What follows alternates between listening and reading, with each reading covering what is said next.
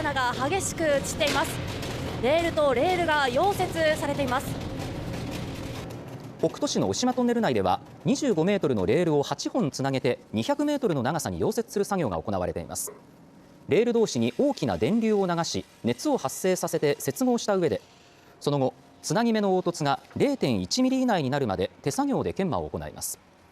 札幌延伸には25メートルのレールおよそ3万6000本が必要で、今後沿線11カ所で溶接作業が行われます。一方でトンネルの掘削工事は大幅に遅れていて、開業は2038年度末以降となる見込みです。